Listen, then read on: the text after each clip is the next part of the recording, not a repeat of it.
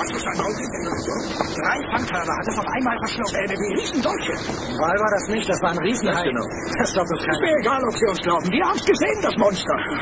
David, das hättest du heute sehen müssen. Was ist denn? Warum habt ihr mich gerufen? Der verdammte Fisch war so lang wie der ganze Steg. Der war doppelt so lang wie das Boot und das ist ja nicht gerade klein. Ich habe noch nie solchen Schiff gehabt. Ja, gerade als ich den Fang einhole, taucht dieses Monster auf und verschlingt alle unsere Fangkörbe. Mit einem Biss. Was glaubt ihr, was es war? Nein, ein Riesenhai. Ein Riesenhai. Der australische Meeresforscher David Steed ist der Erste, dem die Fischer von ihrer Begegnung mit einem Hai von nahezu unglaublichen Ausmaßen berichten. Einem Monster, 3-mal so groß wie der weiße Hai, das schon vor 2 Millionen Jahren ausgestorben sein soll. War es der Riesenhai? Der Megalodon? Das gefährlichste und gefräßigste Raubtier aller Zeiten.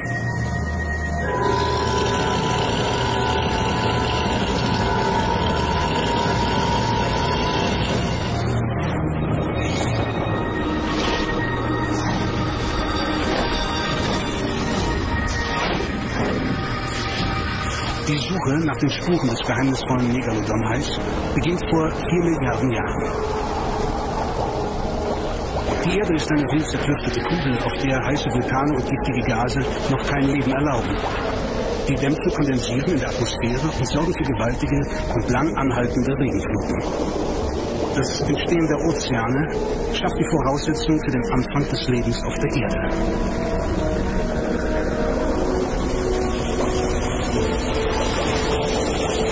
Fantastische Kreaturen bevölkern den Wasserplaneten vor 500 Millionen Jahren. Überall wimmelt es von Urfischen und Organismen mit den seltsamsten Formen und die ersten großen Räuber lauern bereits auf ihre Opfer.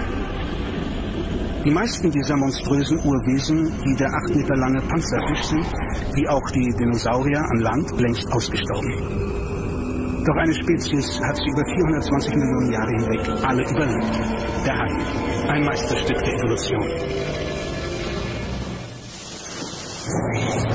Die Calvert Cliffs in Maryland im Süden der USA standen vor 10 bis 20 Millionen Jahren noch unter Wasser. Was einmal der Boden des Ozeans war, befindet sich heute 30 Meter über der Wasseroberfläche. Hier suchen Forscher wie Mike Gottfried in den Gesteinsschichten nach den Spuren der Haie aus der Urzeit.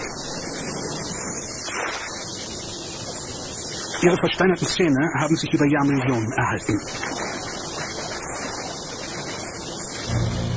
Wie ein Detektiv, der nach der Waffe mit Fingerabdrücken sucht, sammelt er Beweisstücke des gewaltigen Monsters, das 25 Millionen Jahre der Herr der Meere war, der größte Raubfisch aller Zeiten. Man muss sich diesen Hai vorstellen. Über 15 Meter lang und so schwer wie 5 oder 6 ausgewachsene Tyrannosaurus Rex Dinosaurier zusammen.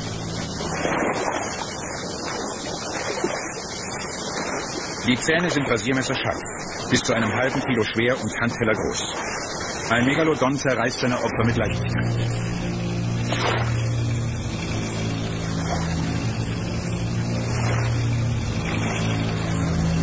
Er ist das Erschreckendste, was die Ozeane jemals hervorgebracht haben.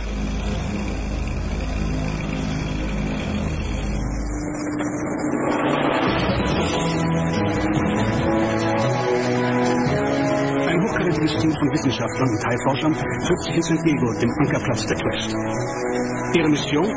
Die Erforschung des Megalodon und seiner nächsten Verwandten, der weißen Haie.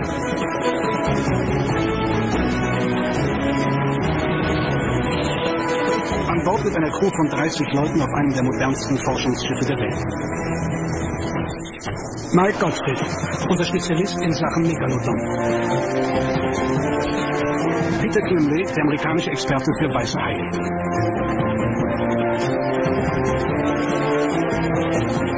Und der bekannte australische Abenteurer und Taucher Andrew White, der schon viele gefährliche Begegnungen mit Haien überstand.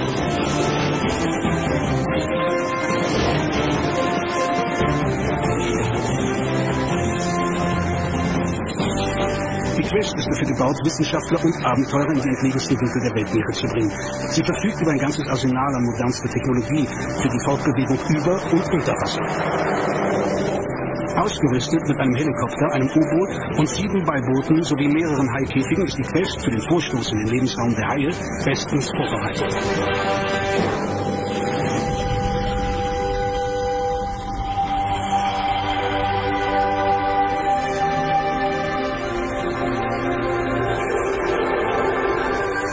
80% der Erdoberfläche sind mit Wasser bedeckt. Die Meere bieten einen idealen Lebensraum für unzählige Lebewesen aller Arten und Größen. In den letzten Jahrzehnten haben wir viel über die Korallenriffe und ihre Bewohner gelernt, aber die Tiefen der Meere bleiben geheimnisvoll und unerforscht.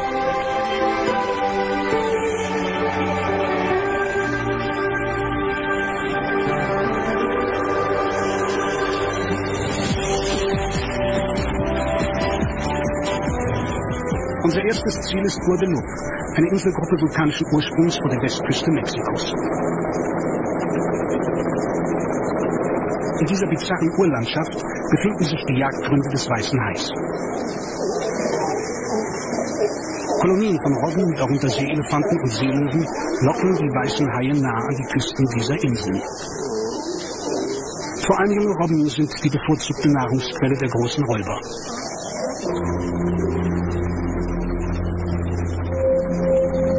Andrew White, der schon seit 20 Jahren mit Haien taucht, weiß, welche Gefahr jeder Tauchgang in sich birgt. Er bereitet deshalb alles bis ins kleinste Detail vor.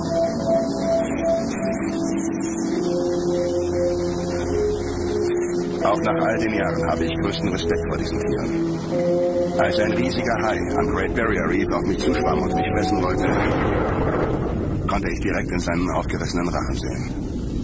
So etwas vergisst man nie. Für den Tauchgang bereitet die Crew die stabilen Haikäfige vor. Es wäre lebensgefährlich, sich ohne den Schutz der Eisenstangen in das Reich des großen Räubers vorzuwagen. Peter, unser Hai-Experte, lockt sie mit großen Ködern an.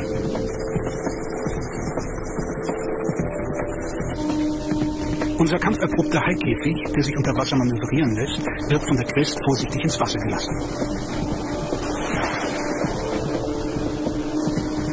Die empfindlichen 3D-Kameras werden sorgfältig in spezielle Unterwassergehäuse eingebaut und wasserdicht verschlossen.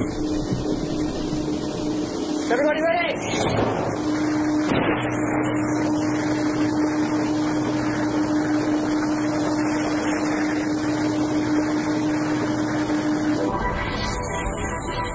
Nur wer den Lebensraum des Weißen Hais kennt, kann sich ein Bild davon machen, wie der Megalodon schon vor 20 Millionen Jahren in den Meeren lebte.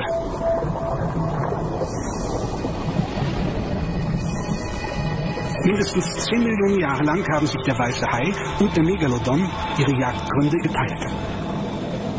Man muss sich diesen weißen Hai dreimal so groß und mächtig vorstellen. Dann bekommt man eine Ahnung von der Größe des Megalodons. Wir wären auch in den Käfigen nicht sicher. Sie würden komplett in sein geöffnetes Maul passen.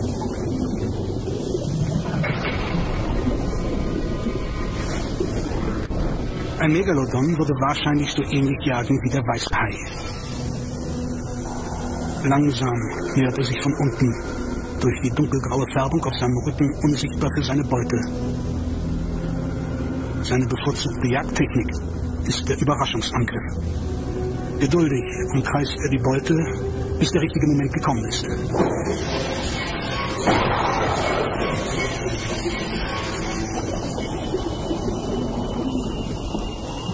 Kleine Fische und unseren Köder kann der Weiße Hai leicht mit einem Biss verschlingen. Bei größeren Beutetieren beißt er erst einmal zu, taucht dann wieder ab und wartet, bis sein Opfer verblutet ist. Erst wenn es keine Kraft mehr zur Gegenwehr hat, kehrt er zurück, um es zu fressen.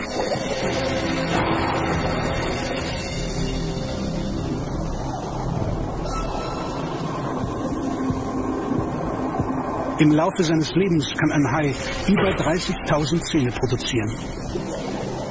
Die Zahnreihen der Ober- und Unterkiefer werden im Rhythmus von nur 8 Tagen komplett ersetzt. Bricht ein Zahn heraus, schiebt sich sofort der nächste aus dem Kiefer nach vorne. Beim Zubeißen klappt das Gebiss des Weißen Hais in Bruchteilen einer Sekunde nach vorne.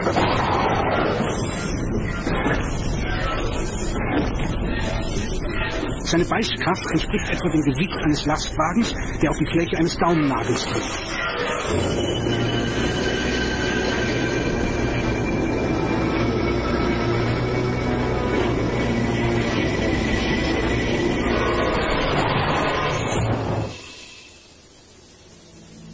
Die scharfen Zähne des Weißen Hais, die Mike Gottfried mit detektivischer Genauigkeit untersucht, sind einer der Schlüssel zu einem exakten Bild der Urhaie. Das Größenverhältnis zwischen den beiden Zähnen erlaubt Rückschlüsse auf die Körpermaße des Megalodon, der auch Megazahn genannt wird. Von der Größe und der Form eines Zahns kann man auf die Maße des Kiefers schließen. Mittels einer mathematischen Formel lassen sich die Proportionen eines ausgewachsenen Megalodons errechnen.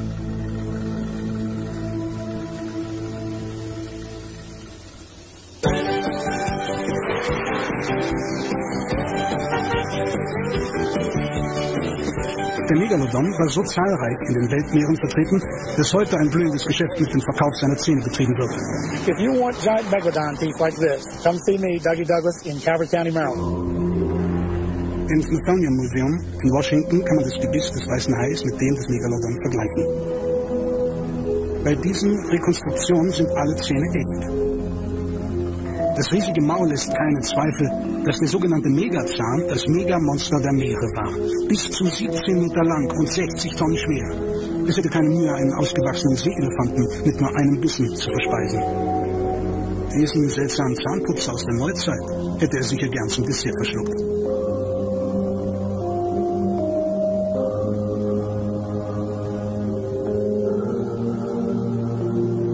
Wie der weiße Hai hat auch der Megalodon eine Vielzahl von Ersatzzähnen für seine Kiefer vorrätig.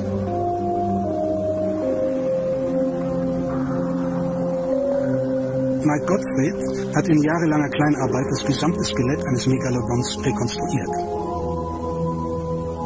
Mit seinen 15 Metern Länge hat es die Größe einer Dampflokomotive mit einem tödlichen Gebiss. Das Skelett der Haie besteht nicht aus Knochen, sondern ganz aus Knorpel. Alle Haie sind Knorpelfische.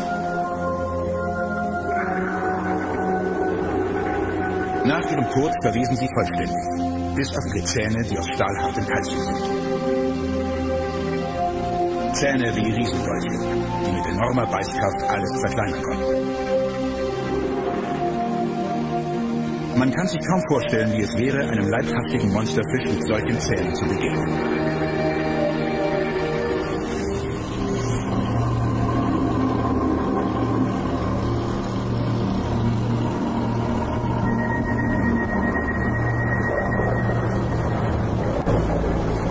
Er ist der größte bekannte Fisch in den Weltmeeren und hat seit mehr als 30 Millionen Jahren überlebt. Der Walhai.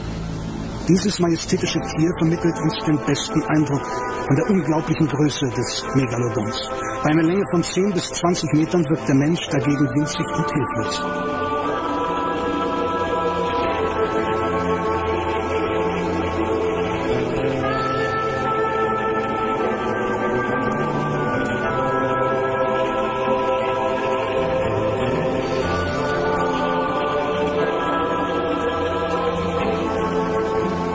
Walhaie sind Planktonfresser und ernähren sich von kleinsten im Meer schwebenden Lebewesen, die sie mit offenem Maul durch ihre Kiemen filtern.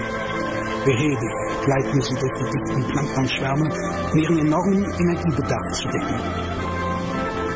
Vielleicht haben sie durch die Wahl ihrer Nahrung als Spezies bis heute nahezu unverändert überlebt.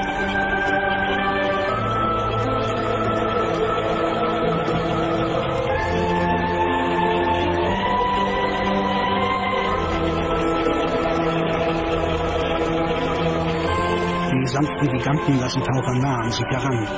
Aber ein unbeabsichtigter Schlag mit der kraftvollen Schwanzflosse kann ernste Verletzungen zur Folge haben.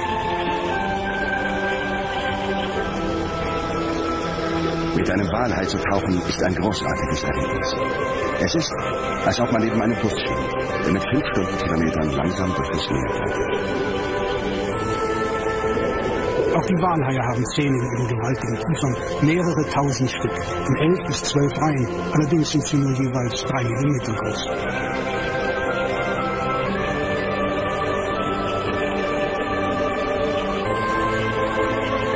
Durch seine Kiemen kann der Walhai in einer Stunde über 10.000 Liter Meereswasser filtern. Die kleinen gelben Fische, genannt Golden Trevally, sind von der Größe des Walhais nicht beeindruckt. Sie lassen sich von der Bugwelle vor seinem Maul gemütlich durch das Meer schieben, ohne Angst, gefressen zu werden.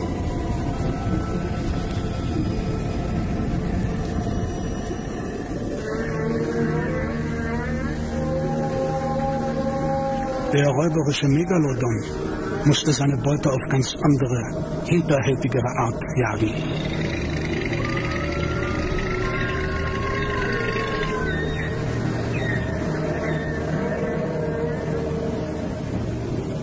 Man hat Bissspuren des Megalodons in versteinerten Knochen von kleinen Walen, wie zum Beispiel dieser Beluga-Walart, gefunden. Sie kommen noch heute in großen Schwärmen vor und wären eine ideale Nahrungsquelle für den Riesenhai.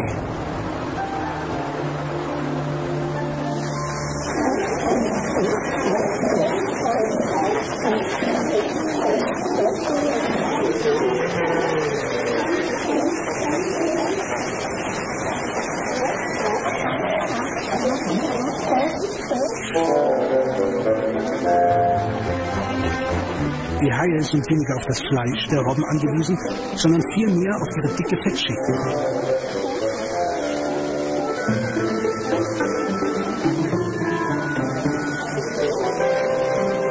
Die weißen Haie bevorzugen die ein Jahr alten Jungrobben, die noch unerfahren sind und deswegen eine leichtere Beute darstellen. Peter Klingley, unser Hai-Experte, sucht nach Robben, denen es gelungen ist zu entkommen. Oft sind sie durch eindeutige Bissspuren gekennzeichnet.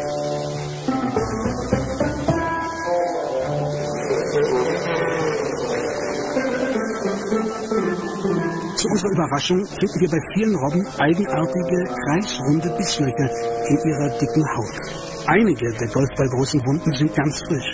Diese seltsamen Verletzungen stammen von einem mysteriösen Hai, den bis heute noch niemand lebend zu Gesicht bekommen hat. Er wird Cookie Cutter genannt, weil seine Bisse so aussehen, als wären sie mit einem Plätzchenstecher herausgeschnitten worden. Der seltsame Cookie Cutter Hai ist lediglich einen halben Meter groß. Er lebt in Tiefen von 100 bis sogar 3500 Metern. Auch die Robben sind für das Tieftauchen bestens ausgerüstet. Mit ihren großen Augen können sie in der Dunkelheit noch ausreichend sehen. Auf der bis zu 1000 Meter tiefen Jagd nach ihrer Lieblingsnahrung, den Tintenfischen.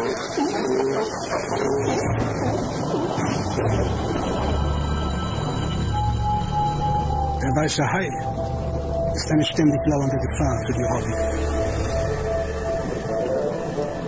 Nur durch ihre Schnelligkeit und ihre akrobatischen Schwimmkünste gelingt es ihnen zu entwischen.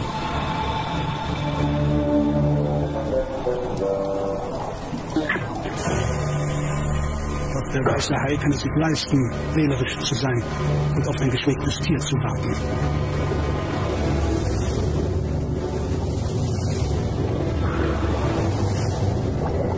Wenn Robben sich so unbekümmert im Wasser tummeln wie hier, droht meistens keine Gefahr. Robben gehen kein unnötiges Risiko ein.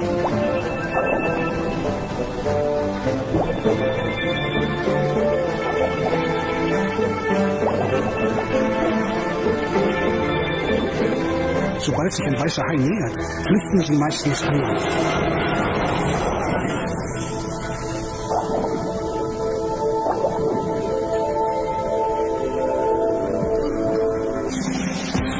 Sind Sie bereit für eine Erfahrung, die Ihre Wahrnehmung erweitert?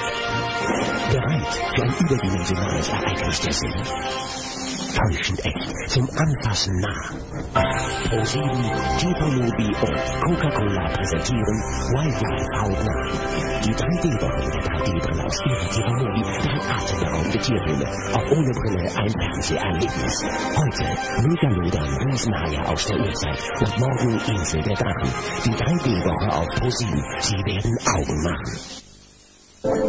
Auch wenn sie bei ihrer Nahrungssuche tiefer als 300 Meter tauchen, sind sie vor dem weißen Hai sicher, denn in diese Tiefen folgt er ihnen nicht.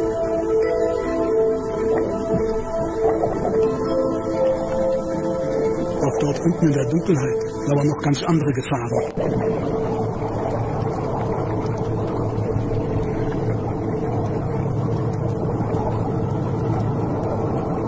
Hier hat der geheimnisvolle Hai überlebt, der die Robben nicht tötet, sondern ihnen immer wieder kleine Stücke aus dem Körper beißt.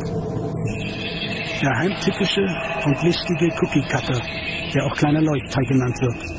Er verfügt über rasiermesserscharfe Zähne und ein großes Maul mit speziellen Sauglippen. Mit seinem grünen, phosphoreszierenden Bauch simuliert er einen Tintenfisch und lockt die Robbe an.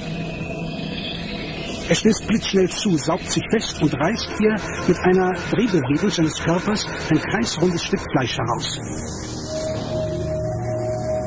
In den Tiefen der Meere verbergen sich bis heute die erstaunlichsten kleinen und großen Monster. Die sagenumwobene Riesenkrake, die ganze Schiffe in die Tiefe reißt, existierte lange nur in Seemannsgeschichten. Dieses Exemplar wurde vor der Küste Tasmaniens an Land gezogen. Die Legende lebt. Heute weiß man, dass Riesenkalmare bis zu 25 Meter lang werden und mehrere Tonnen wiegen können. Die schenkeldicken Tentakel haben eine Spannweite von über 12 Metern. Die Augen der Riesenkalmare sind so groß wie Fußbälle. Mit 40 Zentimeter Durchmesser sind sie die größten im Tierreich. Bisher konnten die Wissenschaftler nur tote Riesenkalmare untersuchen. Denn noch ist es niemandem gelungen, sie in ihrem geheimnisvollen Lebensraum in den Tiefen der Ozeane zu beobachten.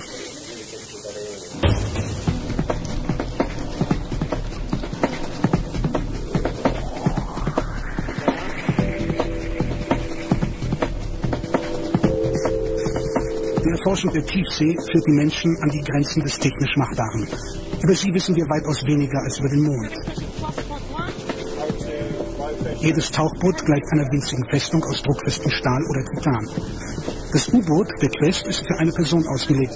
Der Luftvorrat reicht für 48 Stunden. Es gibt derzeit nur 5 Tauchboote in der Welt, die 6000 Meter Tiefe erreichen können. Mit einem davon, der Elvin, wurde auch das Titanic-Wrack erforscht.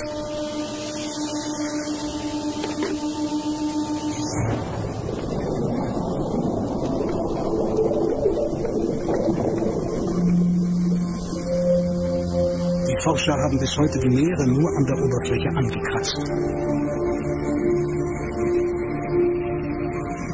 Der enorme Wasserdruck in der Tiefe ist das größte Hindernis für den Menschen.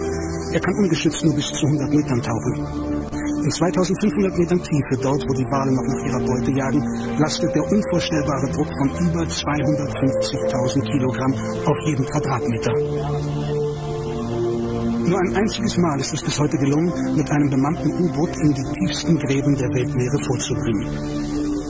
Dort im Marianengraben ließe sich sogar der höchste Berg der Erde, der Mount Everest mit seinen 8800 Metern, vollständig versenken.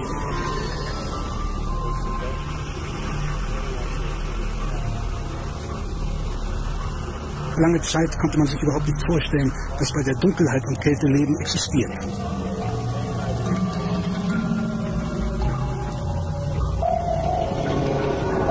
Nur langsam stößt der Mensch in diesen unwirklichen Lebensraum vor. Selbst hochentwickelte militärische U-Boote können nur bis 1000 Meter Tiefe vordringen. Wir müssen mindestens 2000 Meter tief tauchen, um die Jagdgründe der Pottwale zu erforschen. Der Wasserdruck wird immer höher. Doch noch in 3000 Meter Tiefe können die Riesenkalmare überleben. Die durchschnittliche Tiefe des Meeresbodens liegt bei 3600 Metern. Hier unten sieht das Leben völlig anders aus. Manche Tiefseebewohner können sogar ihr eigenes Licht erzeugen. Meterlange Röhrenwürmer wachsen auf kochend heißem, schwefelvergifteten Lavaboden.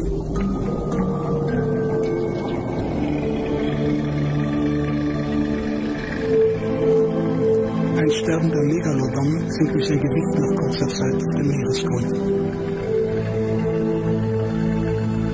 Dort bleibt von seinem Knorpelskelett so gut wie nichts übrig. Nur die Zähne werden über die Jahrmillionen zu Fossilien.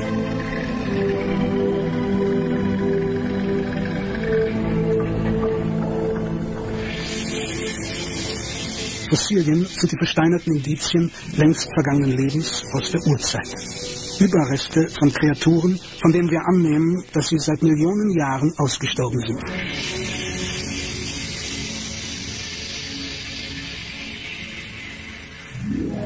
Doch bei manchen Fossilien stellt sich zur Überraschung aller Wissenschaftler heraus, dass sie quicklebendig sind. Der Quastenflosser, ein Überlebender aus der Urzeit. Er kann seine Flossen so bewegen, wie es die Landtiere erst viel später taten. 1987 wurde er von dem deutschen Wissenschaftler Dr. Hans Fricke vor der Küste Afrikas wiederentdeckt.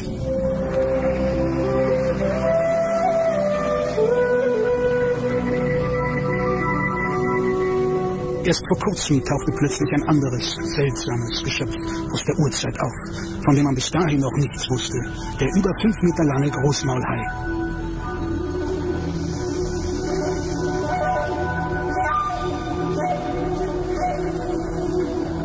Er ist wie der Walhai ein friedlicher Planktonfresser.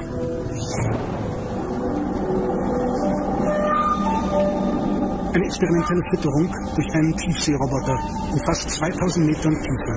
Plötzlich stoßen die angelockten Fische gegen eine riesige dunkle Wand.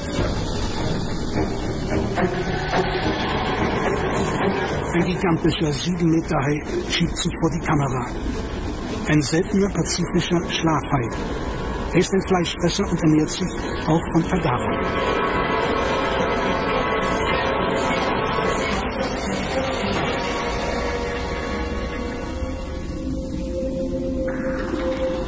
Gespenstische Albino-Krabben tummeln sich neben dicken Röhrenwürmern und vulkanischen schwarzen Rauchern.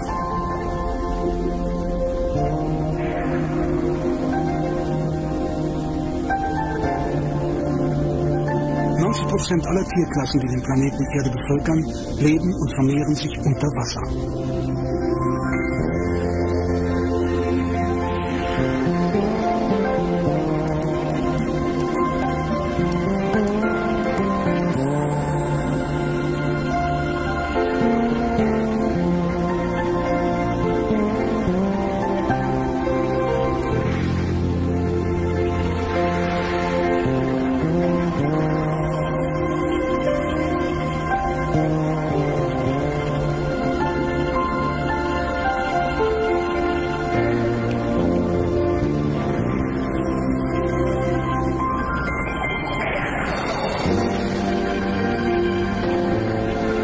Sein, dass dort draußen irgendwo die letzten Megalodons noch nach ihrer bevorzugten Beute, den Walen, jagen.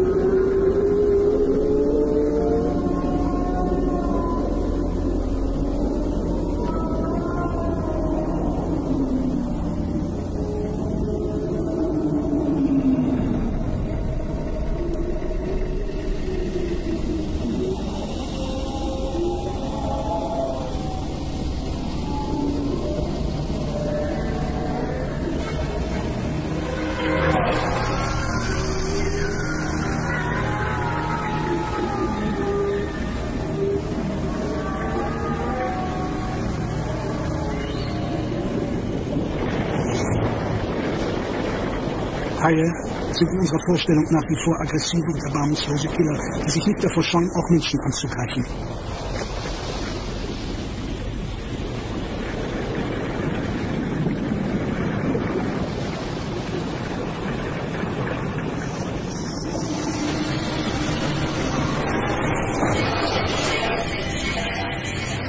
Haie gehören zu den wenigen Tieren, die eine uralte Angst in uns hervorrufen. Und das ist die Angst, selbst gefressen zu werden.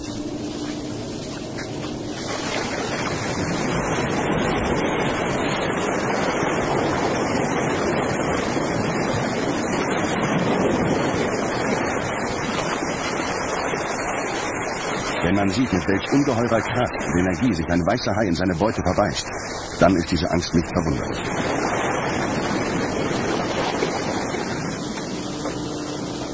Peter Klimley erforscht seit über 15 Jahren das Verhalten von Haien. Er ist überzeugt, dass der weiße Hai kein Menschenfresser ist.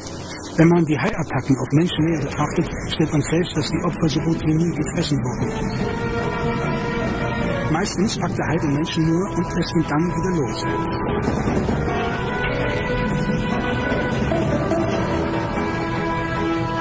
Trotzdem gibt es nur ganz wenige, äußerst wagemutige Taucher, die es riskieren, sich ohne jeglichen Schutz dem großen weißen Hai zu nähern.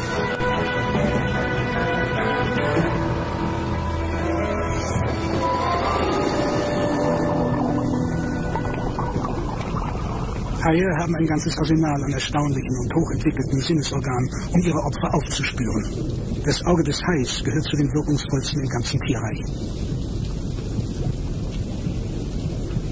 Ein komplexer Restlichtverstärker lässt den Hai sogar bei diffusen Lichtverhältnissen noch hervorragend sehen. Ihr Geruchssinn ist von unvorstellbarer Präzision. Er nimmt Verdünnungen von 1 zu 10 Milliarden wahr. Ein einziges Molekül in einem Swimmingpool. Der Geruchssinn des Menschen ist dagegen primitiv.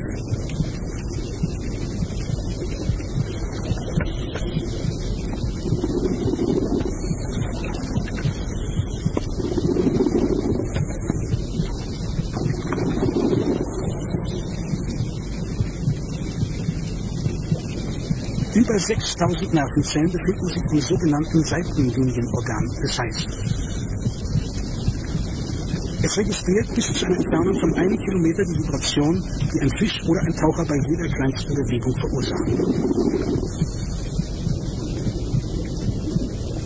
Am Kopf des Hais befinden sich kleine Poren, die lorenzinischen Ampullen. Damit kann er sogar minimale elektrische Ströme wahrnehmen, die bei jeder Muskelkontraktion seiner Beute entstehen. Ein Hai wird auch bei völliger Dunkelheit den schlagenden Herzmuskel eines Tauchers als lautes Trommeln wahrnehmen. Der Hai dreht ab. Wenn er Menschen wirklich jagen und fressen wollte, könnten Taucher oder Schwimmer wohl nicht mehr ins Wasser gehen. Er wüsste immer, wo sie sind. Der Megalodon verfügte schon vor Millionen von Jahren über die gleichen ausgeklügelten Sinnesorgane.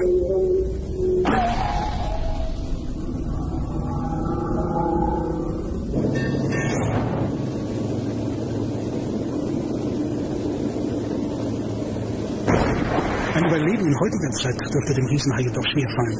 Die Menschen haben die großen Wale bis zur Ausrottung ganzer Arten gejagt und abgeschlachtet.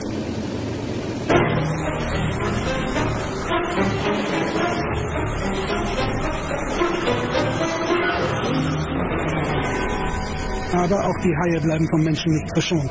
Jedes Jahr werden über 100 Millionen Haie getötet.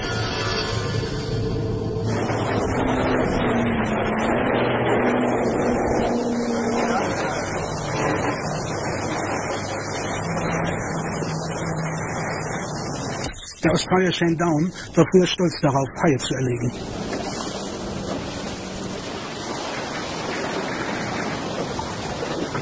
Ich war hier draußen am Riff und sah diesen 3 Meter großen Tigerhai. Hab ihn mit einem Schuss aus meiner Harpune gekillt. Es war ganz einfach, Haie zu töten. Dann habe ich mir eine Videokamera gekauft. Und das hat meine Einstellung total verändert. 1 Jahr lang habe ich die Tigerhaie angelockt, ohne mich zu ihnen ins Wasser zu trauen. Als ich sie dann besser kannte, habe ich versucht, mich ihnen unter Wasser zu nähern.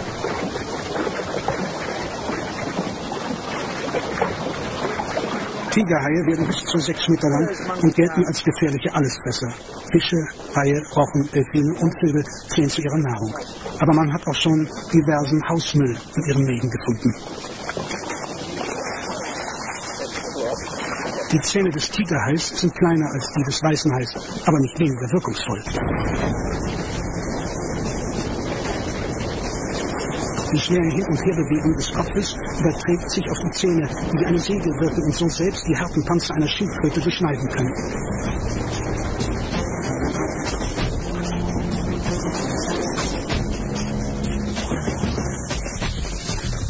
Shane hat die Angst vor den als blutrünstig geltenden Haien verloren. Er findet sie schön und genießt es, mit ihnen zu schwimmen.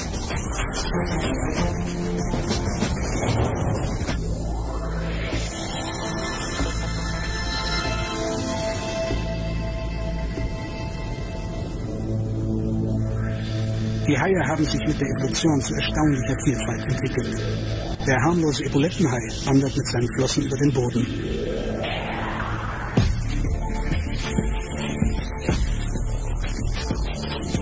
Es gibt über 350 verschiedene Haiarten und immer wieder tauchen neue, unbekannte Formen aus den Meeren auf.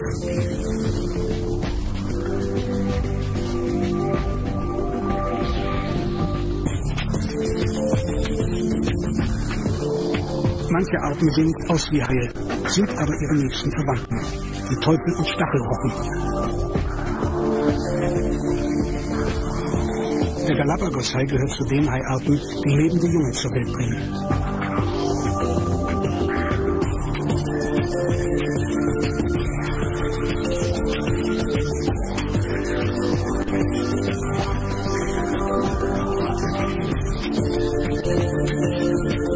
der Sandtiger. Sieht bedrohlich aus, ist aber harmlos. Am häufigsten treffen Taucher auf den Weißspitzenhai, der vor allem entlang der Korallenriffe nach Fischen jagt.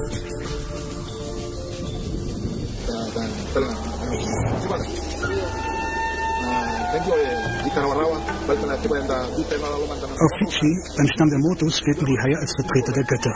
Deshalb müssen sie geschützt und respektiert werden. Apesai Baki gibt sein Wissen über Haie und die uralten Geschichten seiner Vorfahren an die Kinder seines Stammes weiter.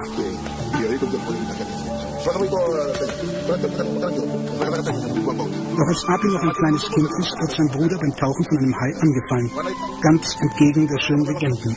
Sein Vater springt ins Wasser und versucht ihn zu retten. Dabei verbeißt sich der Hai in seinen Bauch. Schwer verletzt retten sie sich zurück auf die Insel.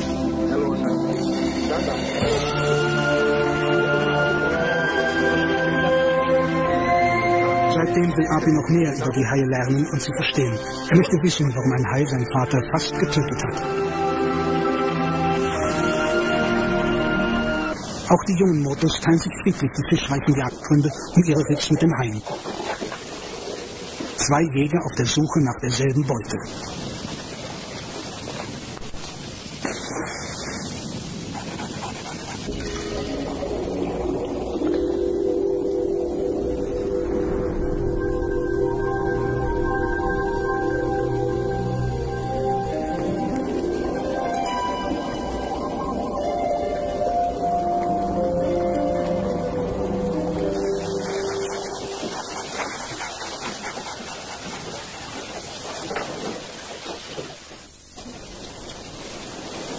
Apesai Baki will uns eine ganz besondere Beziehung zu den Haien zeigen.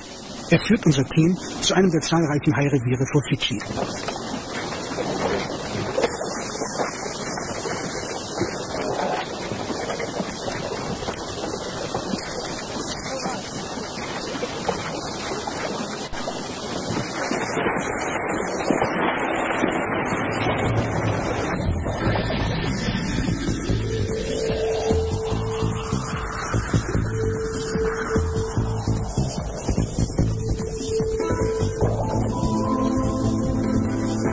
Api glaubt, dass Haie die Angst des Menschen fühlen können, so wie auch andere Tiere in der Wildnis. Solange man keine Angst vor ihnen hat, ist man sicher. Riffhaie sind zwar nicht angriffslustig, doch sie können beim Fressen aus Versehen auch Menschen beißen.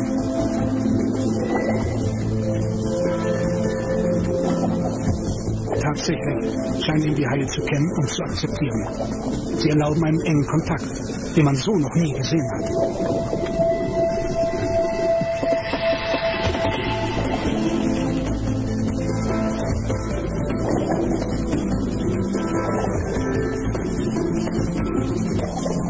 Es entsteht eine beeindruckende Beziehung zwischen dem Menschen und dem vermeintlichen Killer.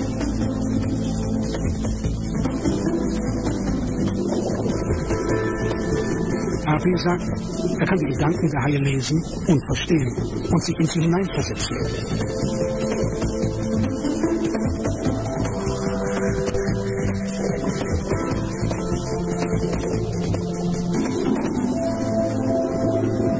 Wenn man sieht, welche Beziehung die Haie zu Api aufgebaut haben, muss jeder sein Bild über diese Tiere neu überdenken.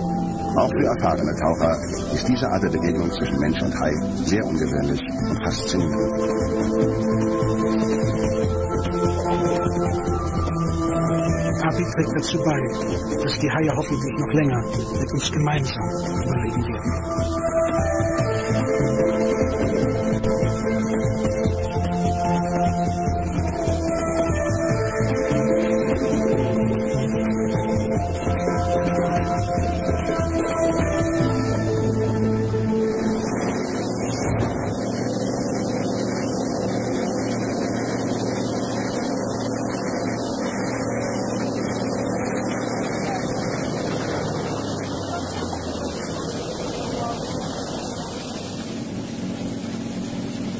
Für die Wissenschaftler ist es zunehmend schwerer geworden, noch weiße Haie zu finden, diese zu beobachten und zu erforschen.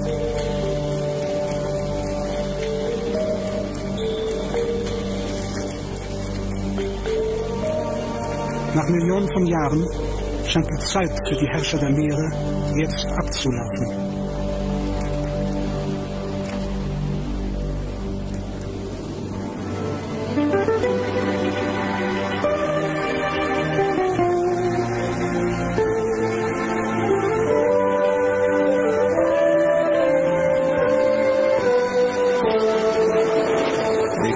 Die Technik auch fortschreitet.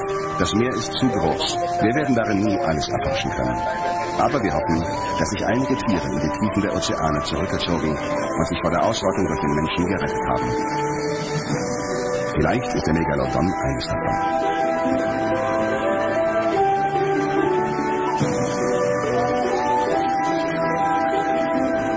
Wenn wir nicht radikal umdenken und das Leben im Meer schützen, wird auch bald der letzte weiße Hai für immer verschwunden sein.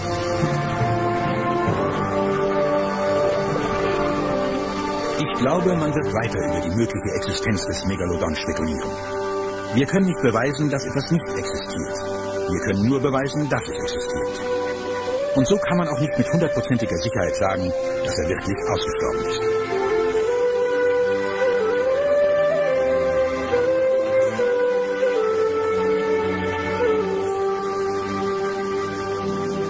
Vielleicht sahen die Fischer von damals einen der letzten Riesenhaie aus der Urzeit.